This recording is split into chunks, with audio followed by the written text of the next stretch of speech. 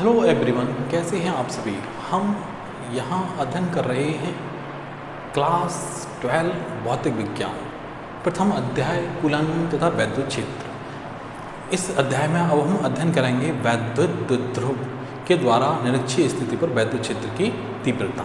देखते हैं वैद्युत द्विध्रुव वह निकाय है जिसमें दो बराबर तथा विपरीत आवेश अल्प दूरी पर स्थित हों तो इस निकाय को हम वैद्युत द्विध्रुव कहते हैं। इसमें से एक आवेश और उनके बीच की दूरी के गुणनफल को वैद्युत द्विध्रुव आघूर्ण कहते हैं। वैद्युत द्विध्रुव आघूर्ण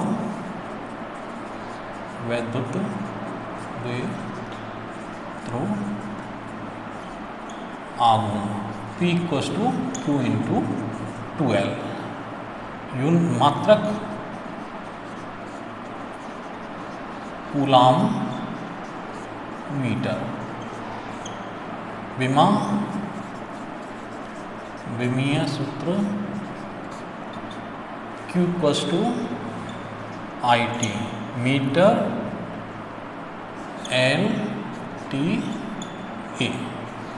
ये इसका विमीय सूत्र है। उदाहरण HCl तथा H2O। अब हम वैद्युत द्विध्रुव के द्वारा वैद्युत क्षेत्र की तीव्रता कैलकुलेट करेंगे। वैद्युत द्विध्रुव के कारण उत्पन्न वैद्युत क्षेत्र की तीव्रता। वैद्युत द्विध्रुव के कारण वैद्युत क्षेत्र की तीव्रता।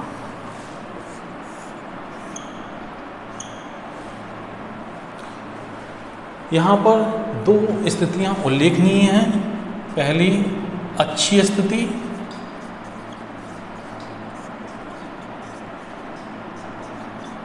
दूसरी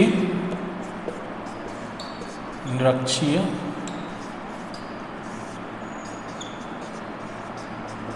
स्थिति। पहले वीडियो में हमने अक्षीय स्थिति पर वैद्युत क्षेत्र की तीव्रता निकाली थी। अब हम निरक्षीय स्थिति पर वैद्युत क्षेत्र की तीव्रता निकालेंगे। वैद्युत द्विध्रुव की निरक्षीय रेखा पर स्थित बिंदु पर वैद्युत क्षेत्र की तीव्रता। वैद्युत द्विध्रुव की निरक्षीय रेखा पर स्थित बिंदु पर वैद्युत क्षेत्र की तीव्रता। स्थित बिंदु पर वैद्युत क्षेत्र की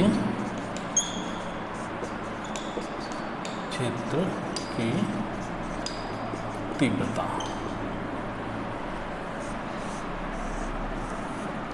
यहाँ पर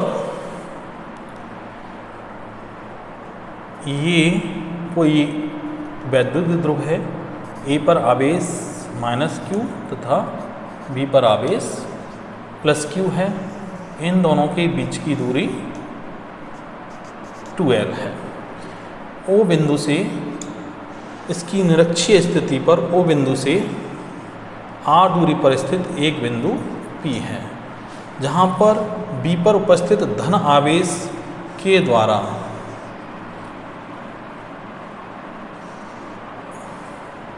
P पर वैद्युत क्षेत्र की तीव्रता E1 है तथा A पर उपस्थित -Q आवेश के द्वारा P बिंदु पर वैद्युत क्षेत्र की तीव्रता E2 है। ये इसकी परिणामी वैद्युत क्षेत्र की तीव्रता है। P बिंदु पर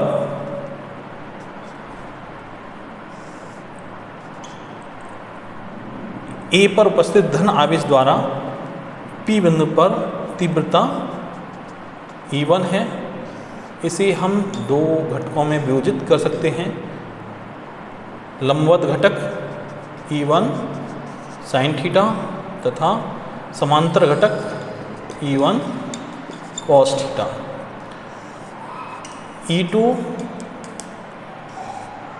इसको हम दो घटकों में विभाजित कर सकते हैं। E two cos theta E two sine theta.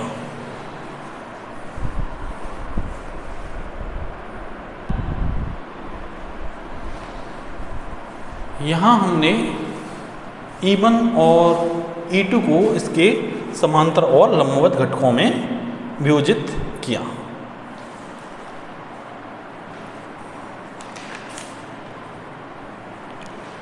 इस तरह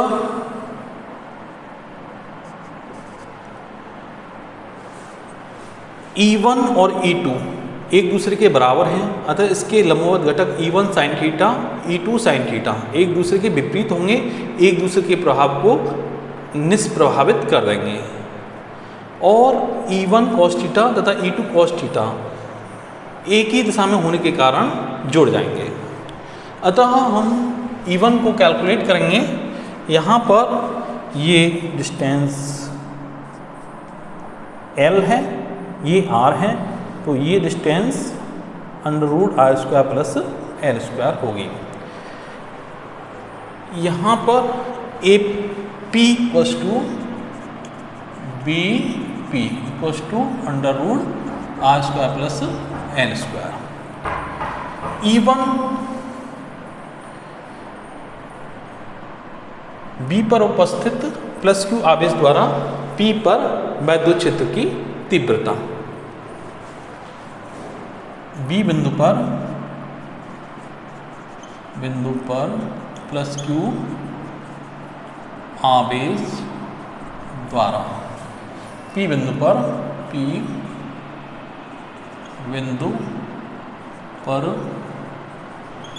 वैद्युत क्षेत्र की तीव्रता। E1 1/4 pi epsilon not Q over r² plus L²। दिशा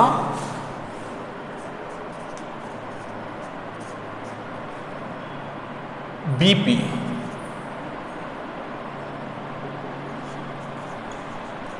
में A बिंदु पर उपस्थित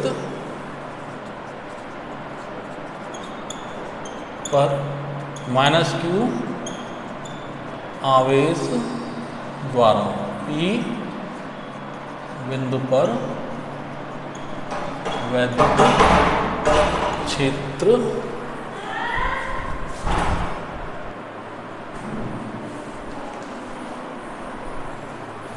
क्षेत्र की तीव्रता। E2 1/4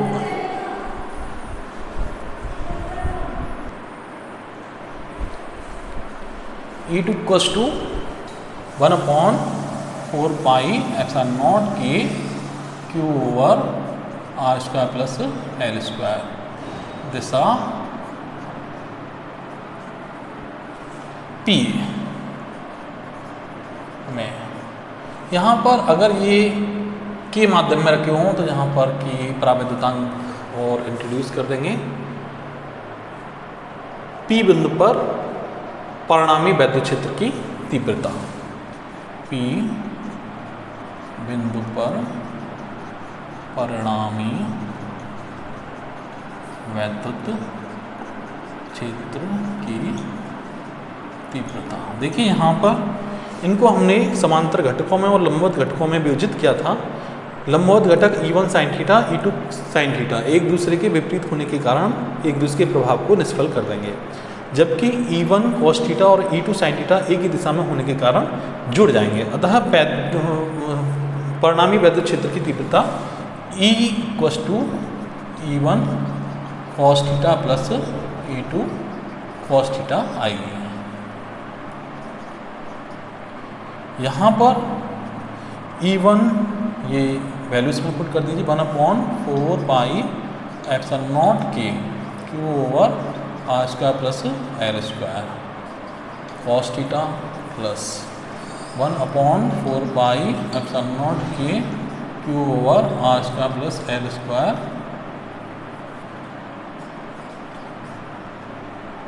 cos theta. ये दोनों एडअप हो जाएंगे 1/4 pi epsilon naught K Q over R square plus L square two cos theta. यहाँ से इस समीकरण में कॉस थीटा की वैल्यू को निकालेंगे। Cos theta equals to O B upon P B.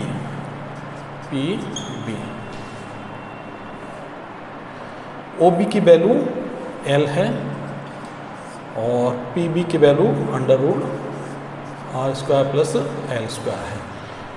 ये मान इस समीकरण में रख देंगे हम। तो परिणामी वैद्युत क्षेत्र की तीव्रता E 1/4 pi epsilon naught K Q over R square plus L square 1 L over under root R square plus L square आती है। यहाँ पर 2 P equals to Q into 2L की जगह हम वैद्युत ध्रुव आघूर्ण P यहाँ रख देंगे। E equals to 1/4 pi epsilon naught K P over R square plus L square की पावर 3/2। यहाँ पर L is very less than R, तो एल स्क्वायर को का मान आर स्क्वायर की तुलना में नगण्य होगा। तो यहाँ पर E equals to 1/4 pi epsilon naught K P over R Q. वायु के लिए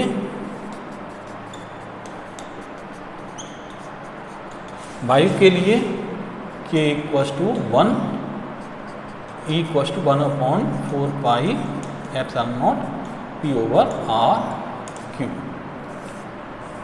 यूनिट न्यूटन कूलॉम।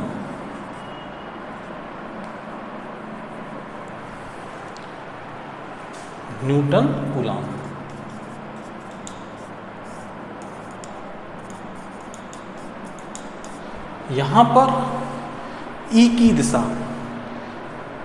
अक्ष के समांतर धन आवेश से ऋण आवेश की तरफ होगी। E की दिशा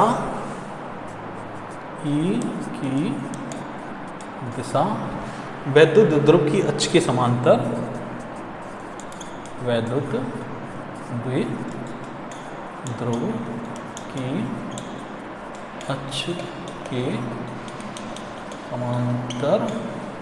धन Q आवेश से ऋण आवेश की ओर होगी। यहाँ पर वैद्युत ध्रुव आघूर्ण की दिशा E प्लस Q आवेश से माइनस Q आवेश की तरफ होगी। इस तरह से हमने वैद्युत ध्रुव के द्वारा निरक्षीय स्थिति पर वैद्युत क्षेत्र की तीव्रता को ज्ञात किया, कैलकुलेट किया।